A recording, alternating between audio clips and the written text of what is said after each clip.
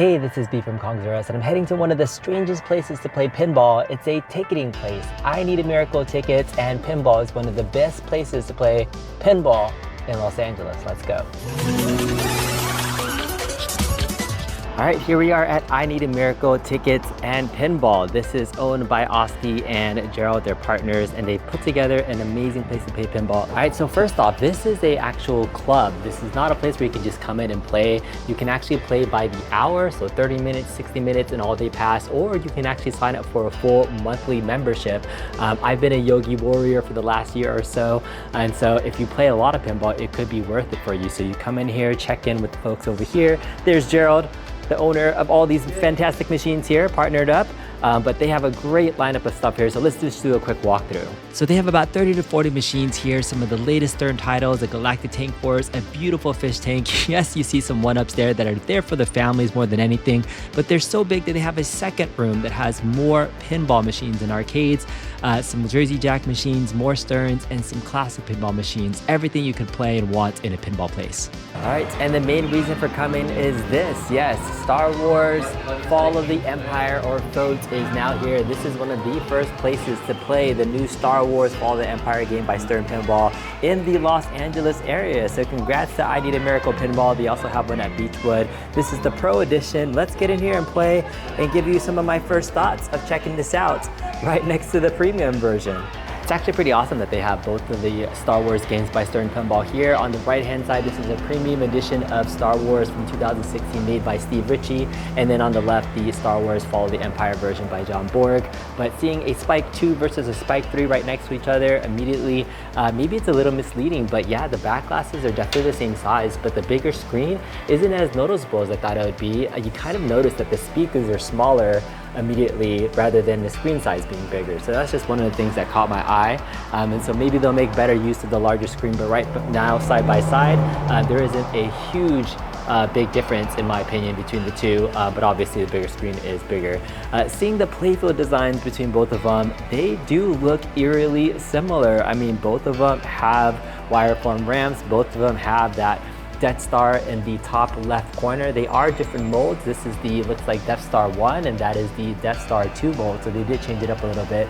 I have been curious if they actually changed the Millennium Falcon. So this is the original Millennium Falcon. It's a little bit darker, still has some of that same lighting on the back with the LED, but I think it's the same mold. I don't think why they would change it, just the weathering looks a little bit different, but otherwise I think it's the same mold. So maybe this is just an older, dirtier version from the original, and then this is the maybe episode 6 one from Return of the Jedi. But otherwise, yes, there is a TIE Fighter over here. Oh, actually this is the Pro, so there's not actually any TIE Fighter toys in the back over here, but one of the other main Bash toys back here is this giant TIE Fighter, and there's this mini LCD screen, which is actually one of the first reasons that this pinball machine caught my eye, was that there was a mini screen inside. It's kind of cool. It has some other extra shots and things that light up in here, but the screen doesn't make a huge big difference in the game, but it does kind of highlight certain things that you need to attack and shoot. But those are some of the big differences that you can see there. Let's get into playing Star Wars Fall of the Empire and tell you my thoughts. All right, so I'm logged in and playing this for the very first time.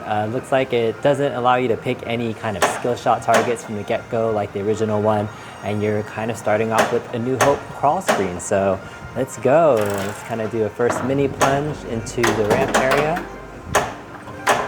And I'm getting all these achievements already, so let's check it out. I mean, this is a typical fan layout, shoot up the middle. The Falcon has been enabled. So that center ramp shot looks like it's going to be one of the easiest kind of shots to hit over and over again. Kind of like that nice center ramp that you would see like in Rush or something like that. So that looks like it's going to be a main target. Oh, that's kind of like an air ball that just went off the top. Just kind of hitting that over and over again. Seeing what else I can hit there. Oh, right ramp was kind of like a drain monster. Kind of just went straight down if there was an air ball. That right ramp looks pretty steep too, so that's quite interesting there. Everything's lit up. Let's just do a full plunge and see where it goes all the way around. And there's no force save button on this game, so on the Pro version, it just gets saved.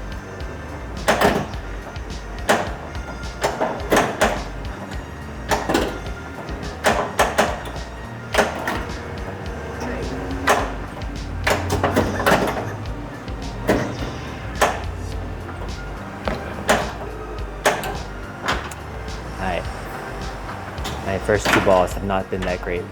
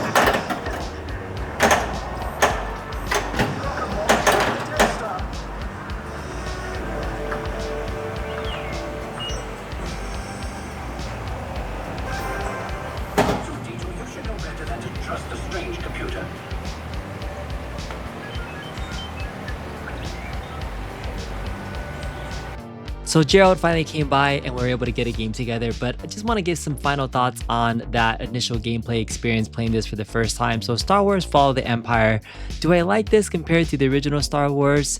Maybe it's just the Pro version, but the shots themselves weren't that interesting. I mean, it's a typical fan layout and there's a couple of ramp shots and then you have your orbits, but besides the pop bumpers on the sides and a scoop on the left, there isn't much to shoot and make it look fun. There are some forced targets where you're just some little targets at the top there, but there's no big bash toy. I mean, you can get up the ramp to shoot the Death Star and open up the door, and the door does come down on the Death Star, so Death Star does eat ball, which is a nice feature, but maybe it's just the Pro that wasn't that exciting for me. There is that Starlight Pit section on the top right section, which kind of is a funnel down, but it's just a clear plastic area and the ball takes a while for it to drain and there's no sticker that tells you it's a Starlight Pit. I just feel like maybe it's just the Pro version that's lacking, that Jabba and the TIE Fighter, but I don't know, maybe I'll have to be able to play the premium or the LE version of it just to get a better feel. There was no force save. There's just no wow factor for me in this game compared to, I mean, the original Star Wars Pro doesn't have much of a wow factor either, but the premium has that hyperspace loop jump, which is super hard to hit and is a really cool wow factor. So the old Star Wars had that going on a premium.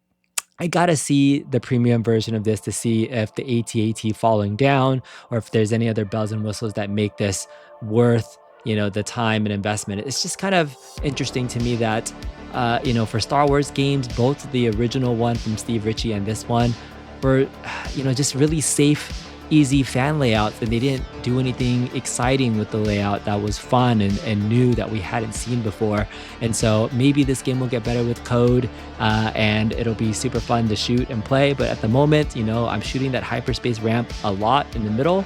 The LCD screen is nice to have and it shows more scenes from the movies and things, but again, I just didn't have that quite wow factor for this game. So those are just my initial reactions. I've only had maybe about a dozen or so games on this so far, but I do look forward to playing a premium or an LE on location soon. But let's hear what Gerald has to say now that he's had this in his pinball club for the last couple of days. All right, Gerald just got Grand Champion on Star Wars Fall of the Empire, but this is only your 6th time playing it. What are your initial thoughts on the game? Initial thoughts are the game's got tight shots. That's like my takeaway right now is these shots are really hard to dial in. So that's not saying it's bad or good. It's just they're tight shots. You do kind of have a basic fan layout.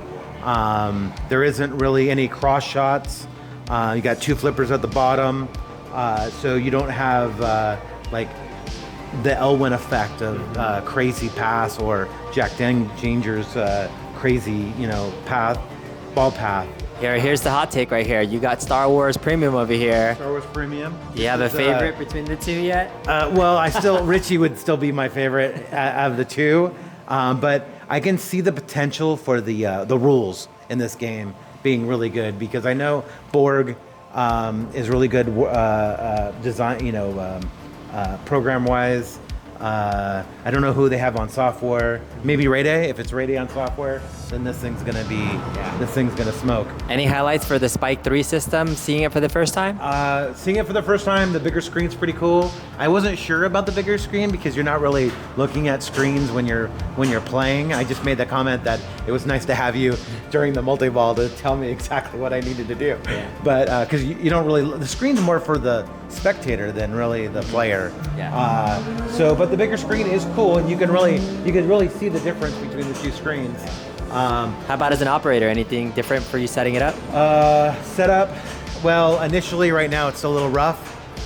Spike 3 has some Wi-Fi issues that maybe they need to address. Okay. We're not sure yet because both of my Star Wars took an extra minute to start up to get onto the Wi-Fi.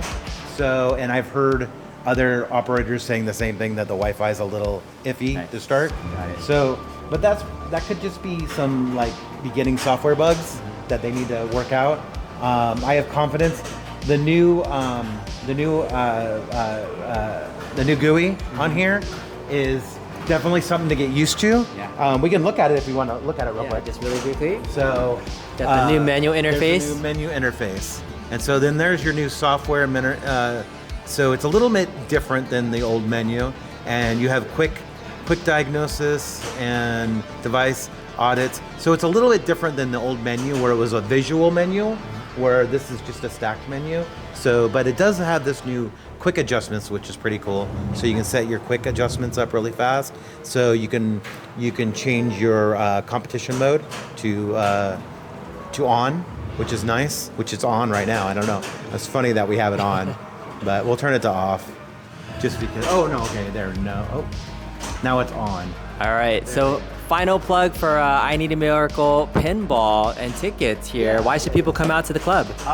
Because it's awesome. I mean, we have 50 pinball machines. I mean, look around the room. They're off right now, but just haven't got enough people in here yet.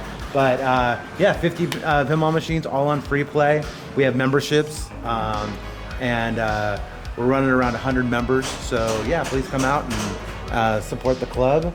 Every person helps, and it makes it so we can get new pinball machines every time they come out. All right, thanks, Gerald. Appreciate it.